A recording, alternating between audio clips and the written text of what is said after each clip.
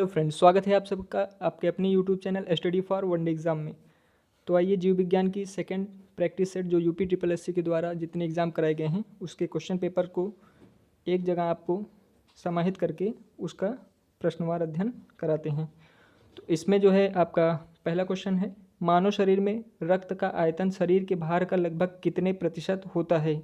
इसमें पूछ रहा है मानव शरीर में रक्त का आयतन जो होता है वो शरीर के भार का कितने प्रतिशत होता है। ऑप्शन है आपका 77%, 21%, 14% या 7%। तो ध्यान दीजिएगा, मानव शरीर में जो रक्त का आयतन होता है वो शरीर के भार का लगभग 7% होता है।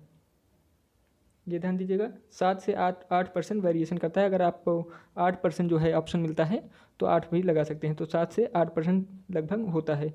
इसमें आपको हम दिखा देते हैं कि मानव शरीर में जो रक्त होता है उसमें क्या क्या होता है। यहाँ आप ध्यान दीजिएगा, उसमें आरबीसी रेड ब्लड सेल्स होता है, ब्लड वेसल्स होता है जिसमें से ब्लड जो है बहते मतलब कि खून रक्त जो है प्रवाहित होता है, वाइट ब्लड सेल्स होता है और उसके साथ साथ क्या होता है, प्लाज्मा होता है जो कि कितना होता है आपको कल वाली वीडियो में हम बताए थे। अगर आपने वो वीडियो नहीं देखा है तो प्लीज़ जाके उसको वीडियो को देखिए, इससे आपको जो है क्वेश्चन को कनेक्ट करने में काफ़ी अच्छा लगेगा। तो 55 से 60% जो है लगभग प्लाज्मा होता है, ये ध्यान दीजिएगा। और इसके साथ साथ क्या होता है, प्लेटलेट्स, तो ये ध्यान दीजिएगा। तो आपको आज एक क्वेश्चन ये है कि ब्लड जो खून होता है, रक्त होता है, उसका रंग जो होता है वो लाल क्यों होता है, ये आपको कमेंट में बताना है। अगर आप वीडियो वाला नहीं देखे होंगे तो आपको जो है ये इसका आंसर पता होगा, नहीं देखे हैं तो वो वीडियो देख करके आंसर दे सकते हैं या फिर कहीं से भी पता करके कमेंट में इसका आंसर दीजिएगा। नेक्स्ट क्वेश्चन पे चलते हैं। रक्त है, इसमें पूछ रहा है रक्त क्या है, अम्लीय होता है, क्षारीय होता है, परिवर्तनीय होता है या उदासीन होता है। तो आपको बता दें कि रक्त जो होता है वह क्षारीय होता है। क्यों क्षारीय होता है, क्योंकि इसका जो पीएच मान होता है वो कितना होता है 7.4। जनरली आपको ये देखने को मिलेगा 7.4 इसका पीएच मान, लेकिन इसका एग्जैक्टली अगर आप देखेंगे तो 7.35 से 7.45 होता है, जो जनरली आपको 7.4 कहीं कहीं मतलब कि ज़्यादातर क्वेश्चन में लिखा मिलेगा। तो ये ध्यान दीजिएगा, रक्त क्षारीय होता है। और क्षारीय अम्लीय कैसे पहचानेंगे, जैसे जिसका पीएच मान जो है 7 से कम होगा वो अम्लीय होगा। अगर लेस देन 7 है तो अम्लीय होगा, अगर ग्रेटर देन 7 है तो वह क्षारीय हो जाएगा, ये ध्यान दीजिएगा। और 7 है तो क्या हो जाएगा, न्यूट्रल हो जाएगा, उदासीन हो जाएगा, ये ध्यान दीजिएगा। तो ये चीज़ ध्यान दीजिएगा। नेक्स्ट क्वेश्चन पे चलते हैं। रक्त का पीएच मान क्या होता है, वही क्वेश्चन पूछा है इसमें। एक क्वेश्चन इसमें आपका गलत टाइप हो गया है इसमें, ये ध्यान दीजिएगा, टाइप नहीं हो पाया है इसमें, डी बना लेते हैं, 2.3 कर लेते हैं। तो इसमें रक्त का पीएच मान पूछा है, तो पिछले वाले क्वेश्चन में ही आप देख लिए होंगे इसका आंसर 7.4। फिर नेक्स्ट क्वेश्चन पे चलते हैं। रक्तचाप किस पर निर्भर करता है। रक्तचाप क्या होता है, ब्लड प्रेशर जो होता है वह किस पर निर्भर करता है, ये पूछ रहा है। इसमें ऑप्शन आपको दिया है सिस्टोलिक बल, हृदय निर्गम या परिधीय प्रतिरोध, या फिर चौथा ऑप्शन है इनमें से सभी। तो ध्यान दीजिएगा, रक्तचाप ब्लड प्रेशर जो होता है वह इन तीनों पर निर्भर करता है। सिस्टोलिक जैसे ब्लड प्रेशर जब आपको टॉपिक वाइज पढ़ाएंगे तो उसमें आपको बताएंगे कि जब जो हार्ट है पंप करता है तो उस पर क्या कौन कौन सा फोर्स कार्य करता है, जैसे सिस्टोलिक है, डायस्टोलिक है, ये ध्यान दीजिएगा। सिस्टोलिक है,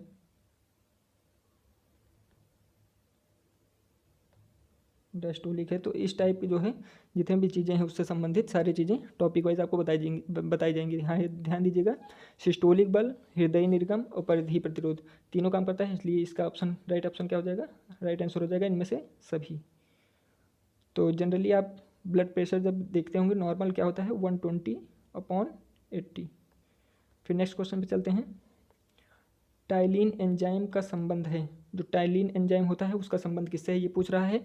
ऑप्शन है आपका आंतरीय रस, जठर रस, लार या उपर्युक्त में से कोई नहीं। तो ये ध्यान दीजिएगा यहाँ पे कि टाइलिन एंजाइम पूछ रहा है जो कि लार से संबंधित होता है। किससे, लार से, तीसरा ऑप्शन हो जाएगा लार से संबंधित होता है। ये इसका कार्य क्या होता है, ये जो होता है जो भोजन हम लोग करते हैं उसको पचाने में हमारी सहायता करता है। तो स्टार्च को ये इसका मेन वर्क जो होता है वो स्टार्च को शुगर में चेंज करता है। किस में? स्टार्च को शुगर में, ये ध्यान दीजिएगा, स्टार्च को ये शुगर में चेंज करता है, ये ध्यान दीजिएगा। नेक्स्ट क्वेश्चन पे चलते हैं। मनुष्य में यूरिया किस में बनता है? ऑप्शन है आपका यकृत, प्लीहा, वृक्क या मूत्रवाहिनी। तो इसमें जो है आपका राइट आंसर क्या हो जाएगा? यकृत हो जाएगा। यकृत में जब है अमोनिया और कार्बन डाइऑक्साइड जो है आपस में अभिक्रिया करते हैं तो उससे क्या बनता है? यूरिया बनता है। ये ध्यान दीजिएगा, किसके किसके से? अमोनिया प्लस कार्बन डाइऑक्साइड जब बनते हैं तो क्या बनता है? यूरिया। ये ध्यान देने वाली बात है। फिर नेक्स्ट क्वेश्चन पे चलते हैं। प्रकाश संश्लेषण की क्रिया में प्रकाश ऊर्जा बदलता है। जो प्रकाश संश्लेषण की क्रिया होती है उसमें प्रकाश ऊर्जा आपको बताना है कि किस में चेंज होता है। तो उसमें ऊर्जा पहला ऑप्शन है रासायनिक ऊर्जा, फिर विद्युत ऊर्जा और ध्वनि ऊर्जा। इसका राइट आंसर क्या हो जाएगा? रासायनिक ऊर्जा। जब फोटोसिंथेसिस प्रोसेस होता है तो उसमें प्रकाश जो होता है वो किस में चेंज हो जाता है? प्रकाशीय ऊर्जा व रासायनिक ऊर्जा में चेंज हो जाता है। तो राइट आंसर क्या हो जाएगा? रासायनिक ऊर्जा। यहाँ आपको जो है हम फोटो के माध्यम से या फिर किसी भी तरीके से काफ़ी अच्छा समझाने की कोशिश कर रहे हैं। जब टॉपिक वाइज पढ़ाया जाएगा तो उसमें और डिटेल में और अच्छे तरीके से कोशिश करेंगे आपको समझाने की। अगर वीडियो आपको अच्छा लग रहा हो तो लाइक, सब्सक्राइब और लगातार जो है इसको शेयर करते रहिए ताकि और लोग इसका मतलब कि अध्ययन कर सकें और जो ग्रामीण परिवेश के लोग हैं, जो स्टूडेंट हैं, वो जो बाहर नहीं पढ़ पाते हैं, वो भी इसका लाभ उठाएँ। तो इसमें जो है आपको ये ध्यान दीजिएगा, सामने दिया है कि सनलाइट जो है, जब सूर्य से सनलाइट जो है पौधे प्राप्त करते हैं क्लोरोफिल में, और जो है कार्बन डाइऑक्साइड जो है वायु से लेते हैं, उसके साथ साथ जो है वाटर, तीनों जब चीज़ उनको मिलता है, ये तीनों चीज़, तो फोटोसिंथेसिस प्रोसेस होता है जिससे क्या होता है? ग्लूकोज का निर्माण होता है। और ऑक्सीजन क्या होता है? ऑक्सीजन निर्मुक्त होता है। तो ग्लूकोज जो होता है, वो ग्लूकोज जो बनता है वही क्या होता है? केमिकल। तो केमिकल ऊर्जा उनको प्राप्त होता है, ये ध्यान दीजिएगा। और ऑक्सीजन क्या होता है? बाई प्रोडक्ट के रूप में जो है, बाई प्रोडक्ट के रूप में ये निर्मुक्त होता है, ये ध्यान दीजिएगा। फिर नेक्स्ट क्वेश्चन पे चलते हैं। निम्नलिखित में से किसमें प्रकाश ऊर्जा रासायनिक ऊर्जा में परिवर्तित होता है?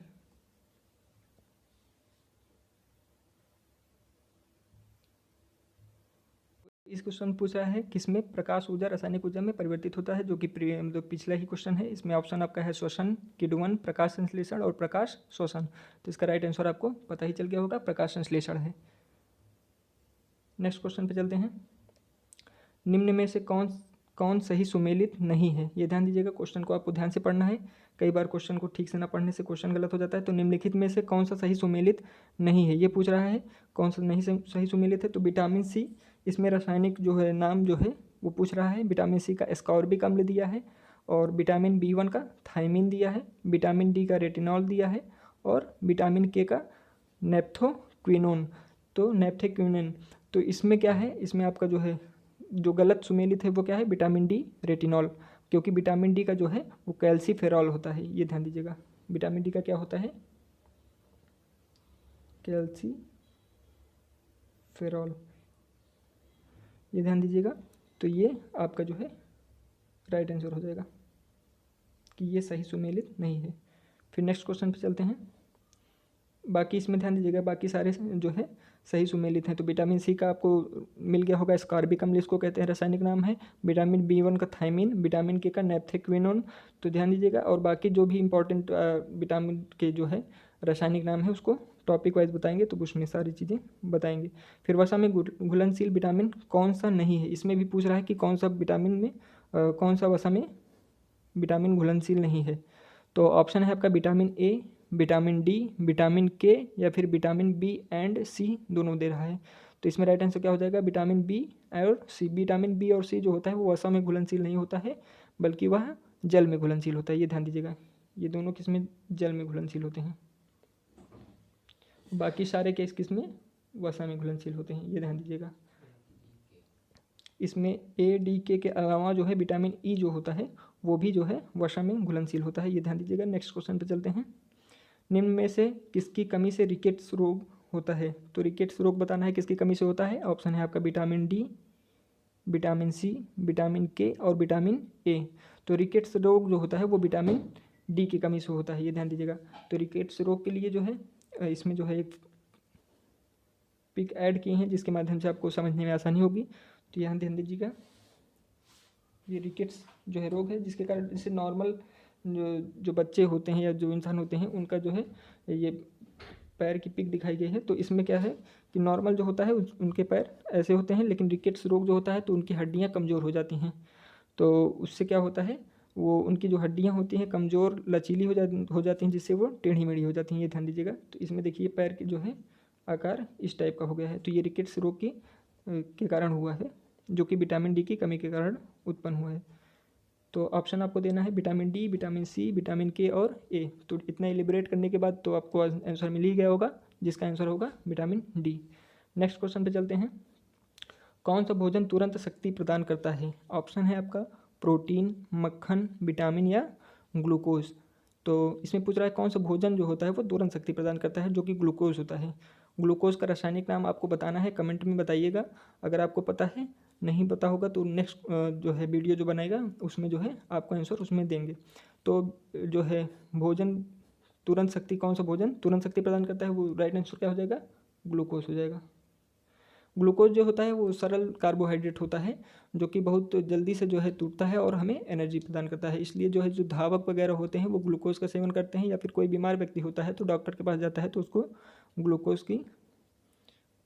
ग्लूकोज दिया जाता है। फिर नेक्स्ट क्वेश्चन पे चलते हैं। विटामिन सी का सबसे उत्तम स्रोत है। इसमें पूछ रहा है विटामिन सी का सबसे उत्तम स्रोत कौन सा है? ऑप्शन है आपका सेब, आंवला, अमरूद या दूध। तो विटामिन सी का अगर जो है इसमें विटामिन सी से संबंधित जो है क्वेश्चन है, तो आपसे एक क्वेश्चन पूछते हैं कि विटामिन जो है, पहले तो इसका आंसर दीजिए, फिर इसका आंसर राइट आंसर क्या हो जाएगा आपका? आंवला। लगभग जितने भी खट्टे फल होते हैं उसमें क्या होता है, विटामिन सी पाया जाता है। तो आंवला भी जो है खट्टा फल ही है, तो जिसमें विटामिन सी पाया जाता है, ये ध्यान दीजिएगा। आंवले का उत्पादन जो है सबसे ज़्यादा कहाँ होता है, ये आपको आंसर देना है।